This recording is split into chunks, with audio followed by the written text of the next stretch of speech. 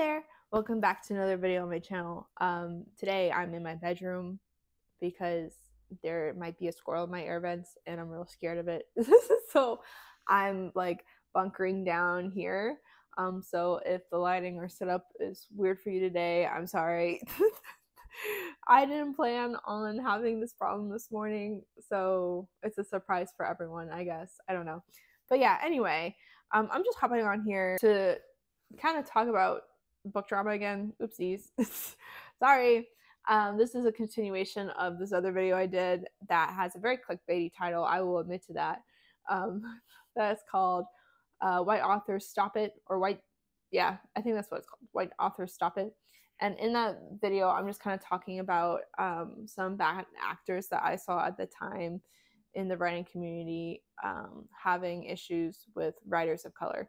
And in that video, I talked a decent amount about Cait Corrain, who, if you don't know, Cait Corrain was a debut author that kind of threw her whole life away. I'm laughing because I'm uncomfortable. Who threw her life away because she was jealous and of other debut work, and she decided to make a bunch of fake accounts, sock puppet accounts on Goodreads, and rank all those books really, really low. And it just turned out that the people she went after all happened to be people of color or queer people. So yeah. So it doesn't look great, does it? Okay. It looks exactly how you would think it would look. Okay. And at the time, in order to justify her behavior, she talked about her mental illness and tried to let everyone know that there wasn't a racialized motivation behind this, that they happened to be in the wrong place in the wrong time because they were on certain book lists, I guess. I'm not fully convinced of that, and neither are a lot of people. And I know a lot of people have offered her, or I shouldn't use her, sorry, I think they go by they, them. And that's something I wanted to correct in my last video, because I don't think I used they, them pronouns for Cait. I was unaware that they were non-binary, so I'm going to call them they, them from now on. I just caught myself, and this is what I'm going to do. So I know a lot of people have been offering them grace because mental health is a hard topic to discuss, and not only is it mental health, but they claim they had issues with addiction as well, and that they were put on this new medicine, and just the combination of that made them kind of do things that they regret.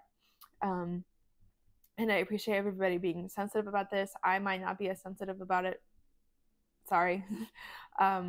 Just because I really, really, really puts bad taste in my mouth when people justify mental health struggles to write off their behaviors, or you know what I mean? Because it's not even like the apologies she put out, and I don't mean to dwell too much on the old news, but the apologies she put out didn't really feel like an apology. And it's not necessarily my apology to accept or not, but I just know if I was in that situation that I would not see it as an apology. So anyway, getting back to why this video is being made. She's back. She's coming back. So she had an article written about her, and I will put screenshots of this article up here so you don't have to search it out yourself. To be fair, I'm going to be summarizing this because I didn't want to give it the attention that she wanted, or I didn't want to give them the attention that they wanted. So I basically watched Reads with Rachel and some other TikTok videos about this, and I will put links to those down here as well, because you know, I'm just going to share where I got my information from. But basically, it was kind of, this article gave the same energy, in my opinion, that that article that was written about James Charles was, where it was just like a PR type thing of like, let's uncancel this person. They've learned their lesson. But the thing is like, obviously James Charles is a predator. We should never forget that. Okay, great. Okay, move on. I know Cait is not a predator, but they have displayed horrendous behaviors. Their book got dropped from, their agent dropped them, and then the book that they were going to debut with is no longer being sold, I believe. So obviously this is just like damage control to test the waters and see if people are willing to forgive them for their actions.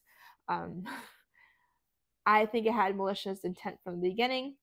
And if you read through this article, obviously the gist is going into more detail about Cait's struggle with addiction and it also dismisses any accusation of racism, and it just doubles down on claims that are already being made, and basically arguing that her being perceived, or it argues that them being perceived as a racist is just as harmful as racist actions done to the authors that were affected by this whole scandal or whatever. Um, I think that's bullshit. I don't I don't see the logic in that whatsoever, and I just thought I was just a lot of audacity, and I think that there was one point in time where Cait referenced being queer and also being Jewish as understanding what it's like to be to have prejudice against them, right? And I'm not going to debate that either. But you just because you belong to like a minority group doesn't mean you can't do active harm against other minority groups. That's kind of ridiculous to me too. Sorry, I'm being very critical in this, and somebody else brought up like an excellent point about how this article could be really damaging because medicine is already so stigmatized for people with mental health issues. I'm going to be transparent. I'm not on any medication for certain mental health conditions that I might have. I'm not on medication for that. That's just, I manage my symptoms as best as I can through mindful practices. But there is a huge stigma around people getting medication, right? And this article essentially blames that the chemical misfirings done from this medication to convince people that they will black out and do racist stuff, because that's what they claim, is that because of this concoction of self-medication and then the medication that they got put on for ADHD, autism, whatever. I know they were dealing with ideation. You know what I'm talking about? A lot of things, right? So they were self-medicating, and then they were also on this new medication, and like, yeah, that can make you black out. But the problem is like, if you go through and look at the accounts, or you look at the actions and the evidence that this article conveniently leaves out, they have been doing these sorts of actions way before they got prescribed this new medication, and way before this was documented. So this was a well thought out plan. And I understand not being in the right state of mind, or blacking out, or like not being fully present in your body. But it's just the sort of actions that were done, and maybe I need more, like, maybe I need to learn more about this, because maybe I'm completely wrong.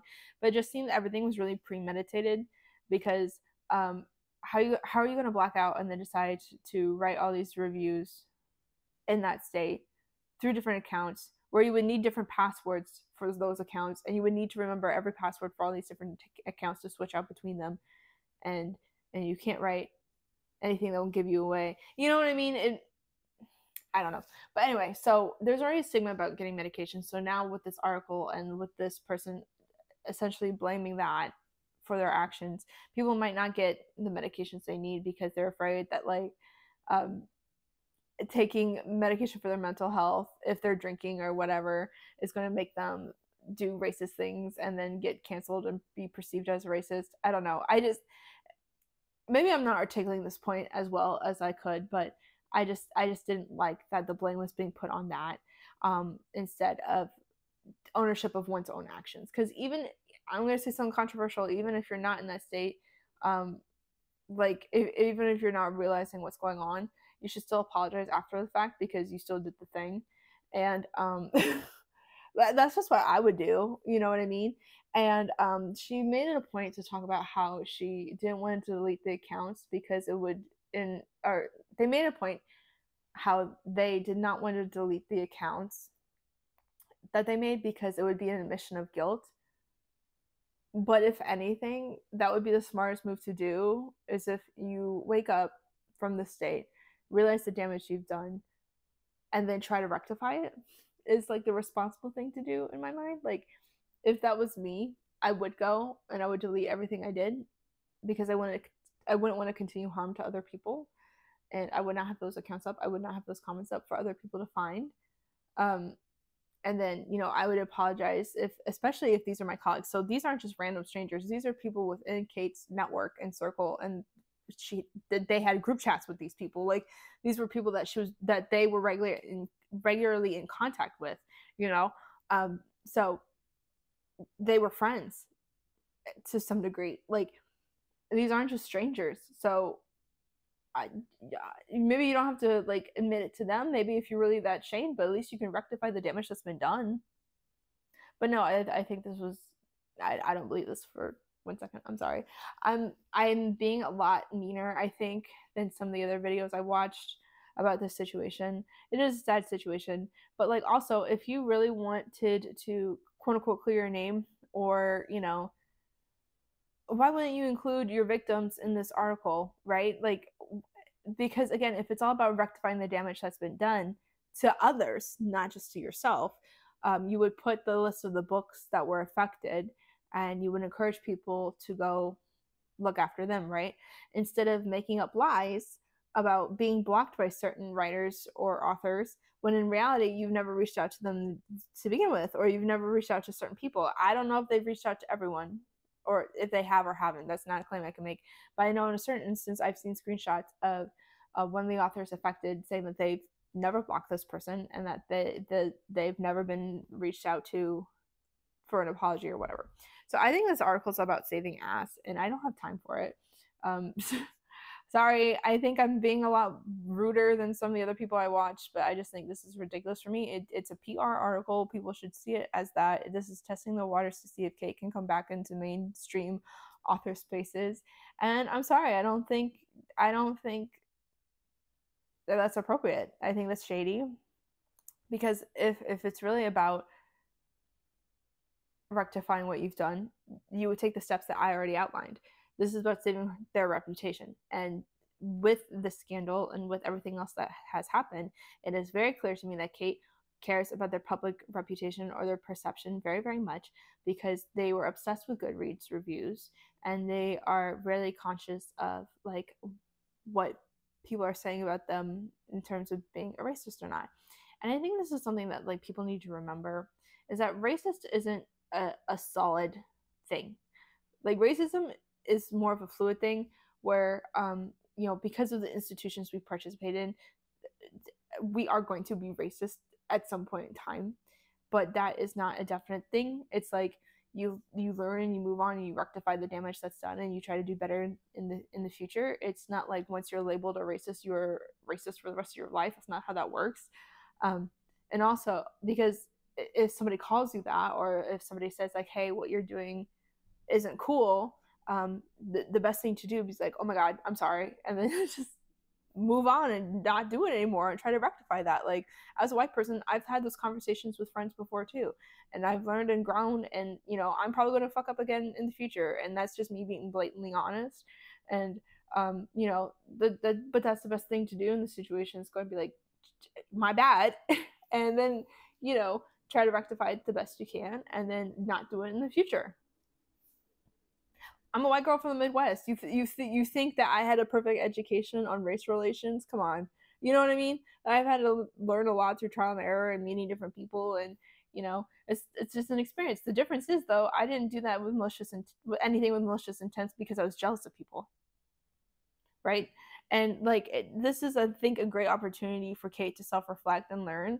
But I don't think that that is what they're concerned about at this point. I think they're concerned about their career, and they should be concerned about their career, because right now it's in the shitter. But you know, I don't think this is the way to do it. It's giving weird influencer apology. It's, I don't know, not cute. I don't think I was good. You know, even before this, like, the book probably wasn't in my wheelhouse anyway. But now that it's doing what they're doing, it probably won't be on my radar for a while. I know Reads with Rachel has read Cait Corrain's book and reviewed it.